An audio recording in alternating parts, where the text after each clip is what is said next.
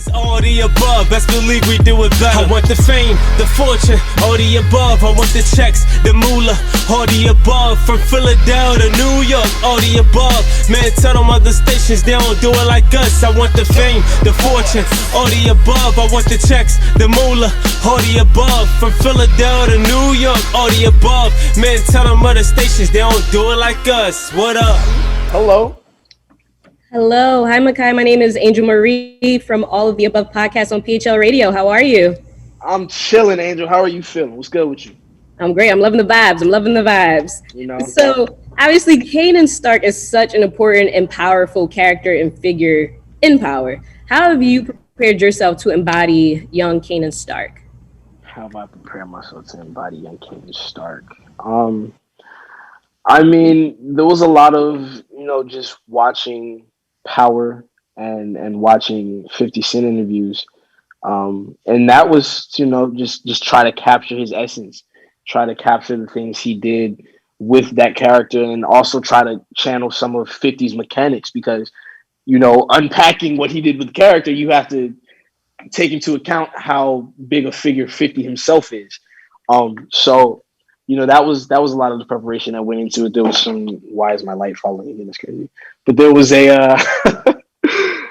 also just watching 90s movies and, listening to some 90s music too. Just getting a lay of the land, trying to understand even more and really dive into this world. We were introduced to the adult Kanan in the original Power. And for your character, obviously, would you say that you had to work harder to try to earn the love and respect from the viewers to try to keep that same energy for what we view the adult Kanan? Or since they're both from two different time eras, do you feel like you're able to add your own spin to Kanan? I think because there's two different time eras, I'm able to add another layer, my own interpretation of what's happening. Because again, going back to just what it's written, he's an entirely different person. This is before he experiences anything that makes him the individual we know in Power. And again, that's the whole journey that we're going to take him on with the show, and that's the most exciting part about it. All right, guys. So Angel, you can go ahead and take the first one. How you doing, everybody? Hi. Hello. My name is Angel Marie from All the Above podcast on PHL Radio. My first question is for you, Omar. There have been obviously a lot of shady cops and detectives throughout the series of the Power franchise. Would you say that Detective Howard will be more of a love character or a hated character, or is it more so up for debate? That's a great question. Hopefully, if I do my job right, you'll love him. But he's a guy who lives on the dark side. He has a hand in every pot. So he's from the streets. He knows that world. He's obviously a cop. He knows that world. But he's a massive manipulator, or at least he tries to be. He tries to use everything to serve himself. So, hopefully he'll be a character that people are like, I don't like him. Somebody told us that, right, Patina? Oh, yeah. Earlier, they were like, I don't like him already. And I'm like, nope, okay, don't good. like him. But I'm going to try to make you love him. I can't wait. Thank you. Thank you. So my next question is for you, Patina.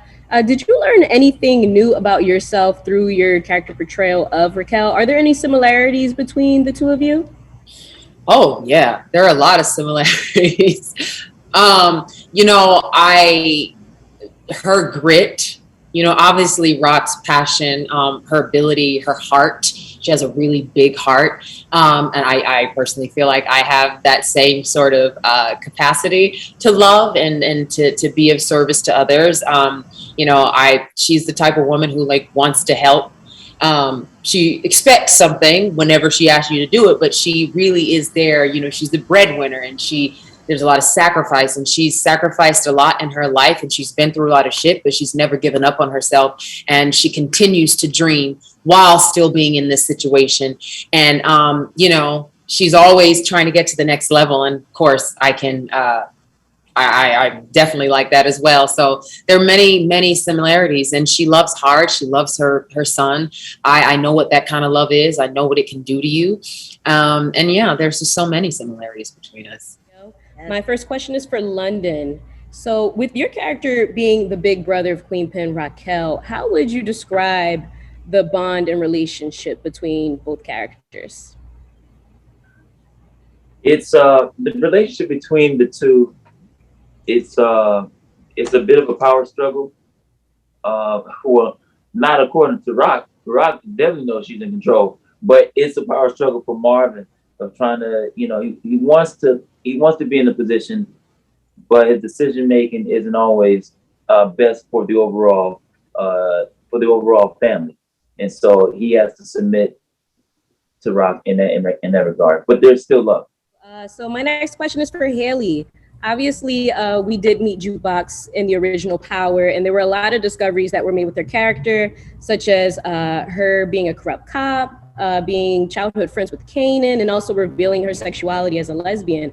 I was wondering, are there any new discoveries that the viewers will see about Jukebox in this new installment of Power Book 3? Obviously, whatever you can disclose. Yes. Oh, very good. I would say yes, and you would have to watch the season to find out. There we go. Thank you. That was smooth though. You almost got her.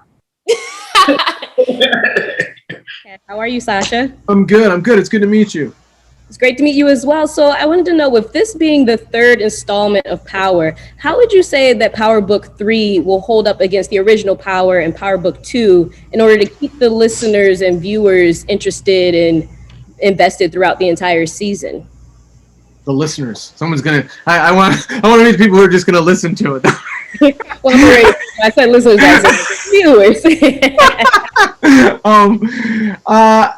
Great question. I think, it's interesting, when Courtney Kemp and 50 Cent approached me originally about the series, what they said to me was, look, we sort of consider this to be the first true spinoff. And what they meant by that was, Ghost is a pickup. Ghost picks up right where Power left off. It has the same characters and actors that you're familiar with. You're right there. This is a completely different time, world, space. Yes, there are some characters that are from the original Power, but you don't have to have ever watched Power to watch this show. You can come in on the first episode and be completely, ready and able to follow along. But I think that, in terms of how it will hold up against those, I'd like to believe that it has. I was a writer on the first season of Power. So I have a lot of that in my sort of DNA and in my brain. So what I hope is that, while the show does feel very distinct and different than what's come before it, that it still shares some of that DNA. And what I mean by that is that there's a dynamism. There's like something that's super compelling about the storytelling in Power. And I'd like to believe that this series has something like that, from episode to episode. I mean, I think it does, frankly. I mean, I feel like we have captured a lot of the vibe, while it may be different, and while the story doesn't exist in the same rarefied place as Power in terms of, the drug dealing and truth and all the rest of that. I still think that it feels, from a sort of sensitivity and sensibility standpoint, very similar to the original Power. So I wanted to know, how have you improved or evolved in your craft since the premiere of Power Season 1? Good question. Look, writing is like anything else. It's you got to keep doing it to get better. That's the only thing you can do. And it's a job. It's a job. It's just like any other job, and you got to keep doing it. And writers aren't special. I was talking to someone else, and I was saying, the question was, what would you tell an aspiring writer? And what I said was, I used to just say, like, you got to work hard, you got to, what I think I say now is, like, hey man, don't do it. Don't do it unless you can handle rejection. You can handle working 2 other jobs. and raising a family and just sitting in front of your computer, typing something out on the page that no one may ever read other than you. That's what you have to do. You know, there's this guy, he's a marketing professor at NYU, the business school there. And I saw this interview with him recently, and he said, the worst advice anyone ever gives is follow your passion. He's like, that's bullshit. He's like, what you need to do is do what you're good at. Do what you're good at, then spend the 10, 15, 20,000 hours you need to get great at it. And then I guarantee you'll become passionate about that because you'll have success. You'll have the admiration and respect of your peers and colleagues. You'll be great at that and you'll be passionate about it. I think that's pretty good advice, you know? And I think that's kind of the advice that I have for myself, which is, you know, I just keep writing, you know, writers write. That's what we do. And that's, you know, that's what I've done. And I'd like to believe that I've gotten better. Well, certainly, I agree. Thank you so much. Thank you. Appreciate you. Wednesdays at 7, Angel, Marie, and Kevin playing the illest records, bringing us back together. Philly is all season, storming through any weather, leaving the track bleeding. Where we pull it together, we applying my pressure. I am your new professor, teaching us so some.